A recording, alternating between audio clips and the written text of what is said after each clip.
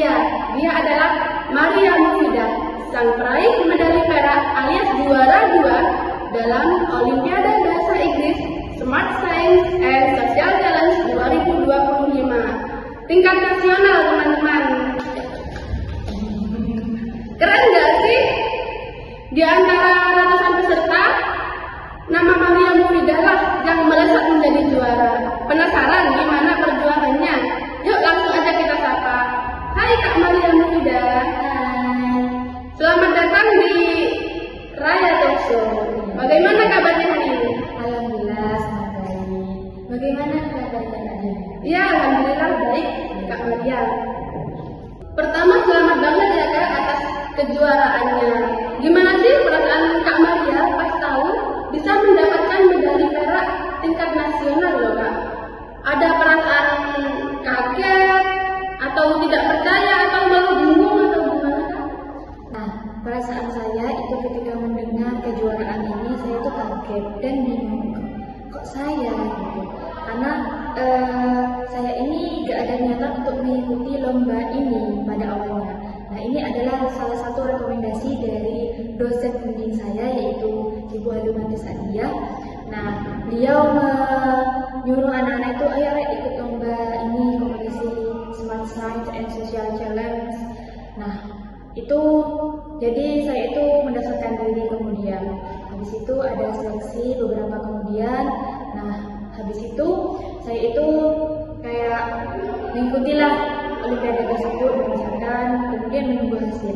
Nah, dalam menunggu hasilnya ini saya lupa padahal kalau saya ini mengikuti lomba tersebut karena saya ini nggak berharap dengan cuma sebagai pengalaman saja lah. Nah, alhamdulillah dapat bonusnya saya ini mendapat juara 2 medali perak seperti itu Kak. Jadi ada rasa gak percaya ya karena tidak ambisi. Nah, karena saya ini juga first time mendapatkan kejuaraan dalam bidang bahasa Inggris seperti itu. Oke Kakak. Selanjutnya ceritain dong Kak, awal mula bisa ikut Olimpiade Bahasa Inggris ini. Gimana prosesnya? Apa ada seleksi khusus dari pembimbing? Nah, awalnya saya itu mendapat rekomendasi dari dari dosen saya yaitu Ibu Halumantis Adia untuk mengikuti lomba Olimpiade Bahasa Inggris. Nah, habis itu menawarkanlah kepada anak-anak saya berminat, kemudian ada seleksi khusus Kak, karena Olimpiade ini berbayar. Nah, jadi dari kampus itu kayak mengadakan seleksi untuk dibayarin gratis dari kampus. Nah, itu diadakan seleksi, diambil 2 anak waktu itu. Nah, alhamdulillah saya mendapat nilai tertinggi. Nah, jadi saya mengikuti lomba Olimpiade ini tidak dibayar, jadi dibayar di kampus seperti itu Kak. Jadi seleksi khususnya itu ada pada tahap di kampus itu untuk pembiayaan tersebut. Baik Kak Maria. Lalu apa sih Kak Maria tantangan yang paling berat selama kompetisi bahasa Inggris tersebut? Listening atau speaking, grammar atau present mental? Nah, tantangan bagi saya itu yang pertama itu mental, karena saya itu sangat tidak percaya diri ketika saya mengerjakan soal itu. Ini pasti lawannya ini pinter-pinter. Nah, minder ya, apalagi ini tingkat nasional ya, apalagi mahasiswa, tingkat mahasiswa juga. Jadi saya itu minder dengan pengalaman dan kayak pengetahuan saya dalam bahasa Inggris ini saya sedikit. Nah, seperti itu, tapi saya itu yakin mengerjakan soal dengan mengikuti penelitian, kemudian saya semangat seperti itu sampai akhirnya alhamdulillah selesai untuk pengerjaan soal. Nah, kayak juga pada tantangannya itu di waktu. Nah, itu waktunya kurang lebih itu 1 jam. Saya kurang 5 soal itu waktunya sudah mepet. Jadi saya terburu-buru, saya harus gimana, saya harus teliti dalam mengerjakan soal. Nah, ketika saya menyelesaikan soal itu kan kayak ya enak gitu ya, meninggalkan 1 soal itu nanti nilainya saya ini 0. Jadi sekiranya gimana soal itu terisi dan dengan waktu yang sangat mepet seperti itu. Jadi tantangannya itu pada waktu. Jadi meskipun